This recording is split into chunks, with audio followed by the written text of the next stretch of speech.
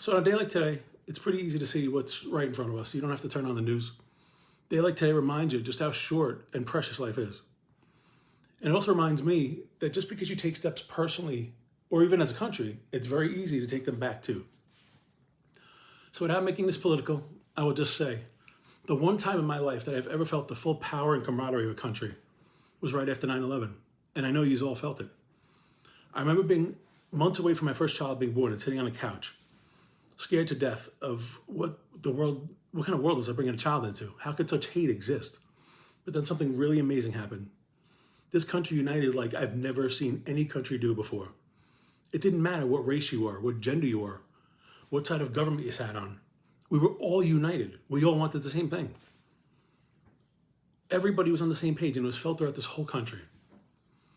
It may have been one of the most amazing feelings of my lifetime. But sadly, as the days went on and the months went on and the years went on, it just kind of faded and we went back to normal. Yesterday's ugly news of the assassination of Charlie Kirk was just a sobering reminder of where we once were and where we need to be again and stay there. It doesn't matter if you agreed with Charlie Kirk's views or ideas. It doesn't matter what type of government, what side of government he sat on or favored. It doesn't matter what side of government you sat on or favor. The intent was correct. I will say for a very long time now, and I always have, nothing ever gets solved in silence. I believe in the power of a pause and taking a moment to not act in haste or saying the wrong things, but nothing will ever get fixed and feelings will only get worse in silence. That's what Charlie Kirk believed too. He believed that college is roughly the age where you start to become an adult and formulate your opinion about the world and its views. So he went on college tours to engage in people in conversation. Not preaching, conversation, two ways. If you take the time to follow him, read it, view it, he did it with respect. And quite frankly, he usually called the people to the front of the audience to speak that disagreed with him because he wanted to take the time to hear their voice and give them a voice. That was important to him. It's called a conversation. You may not always like somebody's ideas or preferences, but you should respect the fact that they have one and maybe learn a little bit about why they have it. It might open your eyes. We all owe each other that respect. That's what this great nation was built on, and it makes it so unique from others.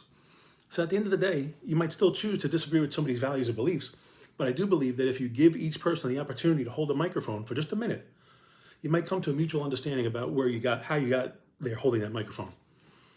And to me, I always believe that understanding, rather than hate, is a way to unify a community and maybe even a country. See, on 9/11, the reason that happened was we all had one common enemy. It's like we need an enemy, and I don't know why. We were all on the same side. And since then, I feel like we just look for enemies. And sadly, that search consists of somebody's color, religion, or sexual preference. It doesn't have to be that way. That's sad. There are so many greater issues at hand that are much more better candidates to be a common enemy that we can all share, like a disease, like Parkinson's that I have. We need to start unifying over things that affect us all, regardless of our views, and make that our enemy, because that's when we all stand together, and it's a pretty amazing feeling. I wish I could feel that for one more time, turning on the news, rather than turning on the news, I should say, and just mourning others passing due to violence that quite frankly just didn't have to happen. And it usually happens because of their beliefs or their views. I will end this video the same way I end every video. I love you all.